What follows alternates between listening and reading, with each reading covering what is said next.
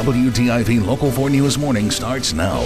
Soon-to-be homeowners and current homeowners have a reason to smile this morning. Yeah, saving money always makes you smile. President Obama will sign a bill today that will extend that first-time homebuyer tax credit, but more importantly, they are expanding the program to include those of you who are currently in a home but want to upgrade. Yes, joining us this morning to break it all down for us is Hale Walker, Vice President of First Preferred Mortgage Company. Good morning and thank you for joining us. Good morning. Thank you for having me. Well, first let's talk about the current home buyers. How can they qualify for the tax credit and how much is it?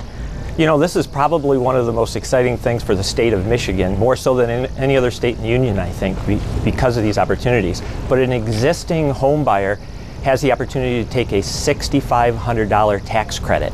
And what we've seen and how it's going to affect them is there's so many people in the state of Michigan that have been sitting on the sidelines, worried about employment, worried about the value of homes in the state of Michigan that have gone down.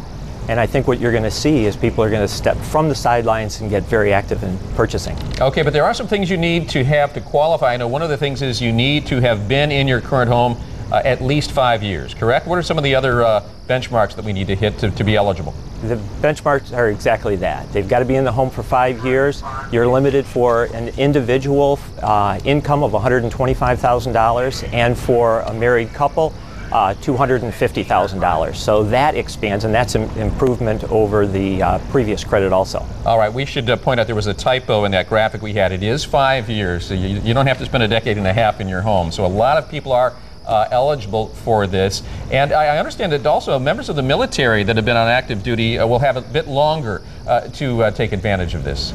They're going to expand that for an additional year for military. If they spent 90 days in active service, they're going to be able to go an additional year. So what happens right now, if an individual signs a purchase agreement by April 30th, 2010, they don't have to close that until June 30th, 2010, and the military takes an additional year.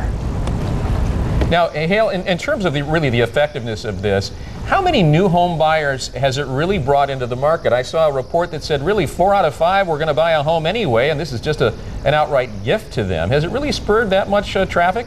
I think it really has, and I think it will continue to do so. I mean, there has been, as I say, a lot of people that have been nervous sitting on the sidelines, and this really just gives them the impetus to be able to take a look at it. And the thing that I suggest for anyone is to really get prepared and take a look at the financing, so in the event that they're going to be a home buyer for the first time, or they're going to take a look at maybe upgrading, or somebody from retirement trying to downsize, they're going to be in a better position to be able to be prepared to take action. All right, well, it's great information. Thank you so much, Hale, for joining us this morning. Thank you. All right, hopefully some folks will save some money. Appreciate it. Have a good weekend.